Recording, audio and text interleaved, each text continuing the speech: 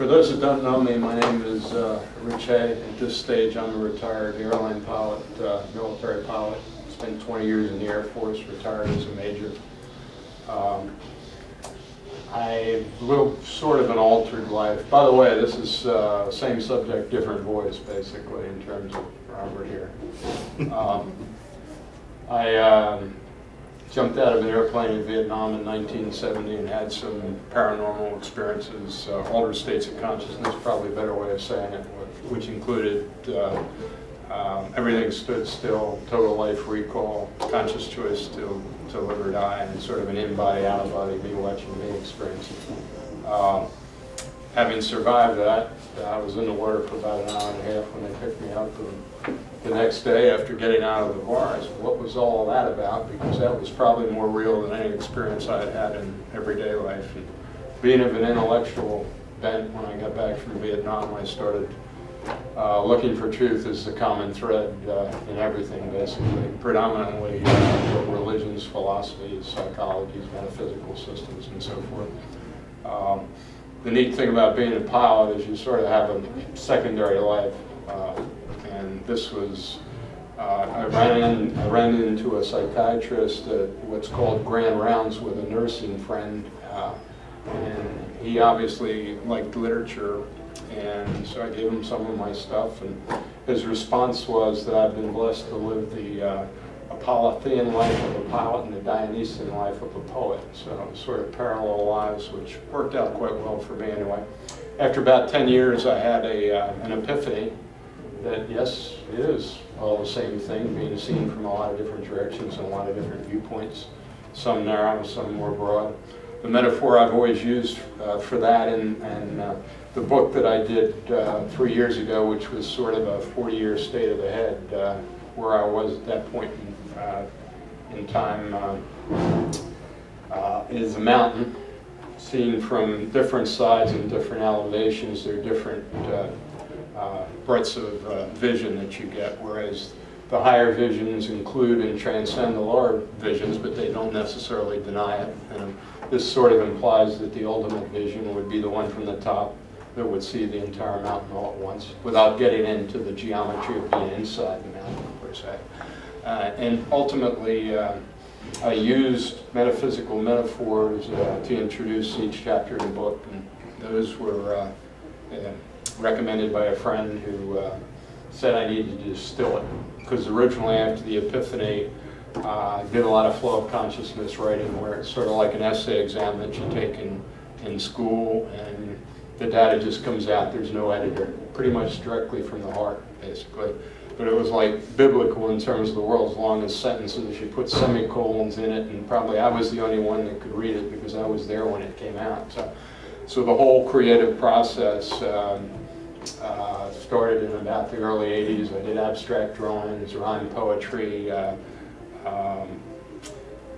Administering it was interesting because originally I still have a folder full of little notes on catch as catch can that have never been reviewed.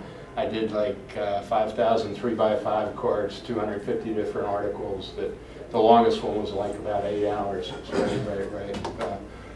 Those haven't seen the light of day either. But the poetry was a way of distilling it and presenting it to a mass audience, I guess.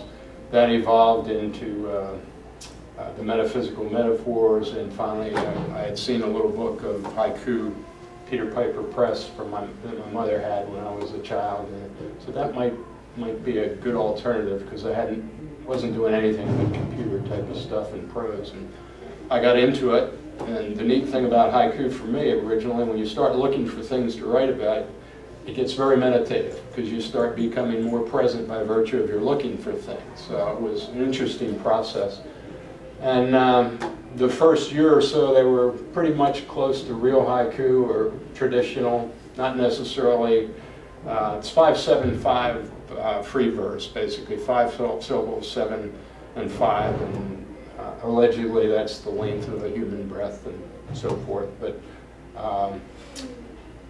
However, being an intellectual in nature, it evolved into intellectual haiku, which is an oxymoron from a Zen standpoint, because the whole purpose of haiku and Zen koans is to knock you out of your intellect, not use that as a forum for intellectual expositions.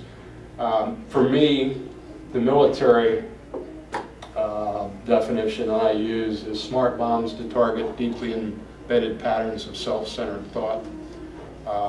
I have what would be theological, I have intellectual ones, and they sort of intersperse. The book itself actually is sequenced. Each chapter has a particular theme almost, and each of the 4 in a row are similar for what I call conceptual triangulation, where you take one idea, cross the point, another idea from over here, and at some point in time you see the point, pretty much. The haiku is very good for distilling ideas down to their essence. The metaphor I like there, it's sort of like freeze-drying an insight and then planting it in somebody else's mind to see what kind of flowers it grows. They don't necessarily have to be mean what they mean to you, basically. And as I said, I wrote the book about 3 years ago. I was involved in a Christian church. My son was a youth pastor. It took on a fairly Christian flavor.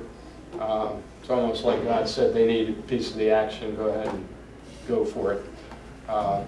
I've sort of become what I call a spiritual free agent. I don't care what language the truth is expressed in. For me, it's all the same thing, seen a lot of different ways. And generally, I can pick something up. It might be a business principle, might be the principles behind the Constitution, and you know what it looks like, and you turn it and say, oh, there it is, and as a result of that, you know its relationship to the whole. The beauty of life as I see it is if you know the whole, all the parts are already self-integrating. They're there. If you start from the bottom up and try to put Humpty back together again, you never get there, and you never find out he's never broken in the first place. And the Easter metaphor for that, your body's a pot, water is your reflective mechanism or mind, the sun essentially would be the supreme or the great, mighty I am presence, or sun. Collective, spirit, individual, this gets into almost a wave particle function as a function of what you're paying attention to, but the individual ray is your spirit. Interestingly enough about a ray, if you get down to the end and look back, it's that projected into time and space.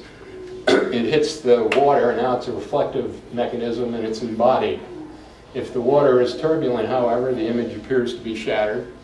And we have a lot of people trying to gather the light, put Humpty back together again, but it's not broken. If your mind stills, be still and know I am, the image is always there. And the image, and you'll get pantheistic arguments that, am I saying that you're the sun, or am I saying that you're God? No, I'm saying that you are the light, though. And the light and the sun are, in fact, one, just like the wave and the ocean are one. Is the wave the ocean? Yes and no. It's sort of a depends on how you care to look at it. As human beings, we take a particle position and ignore the obvious that a relative has to have an absolute by which to know its presence. So that's more background than I should have. You might turn it on and off, and we'll go from here, and I'll read you a few things. Just to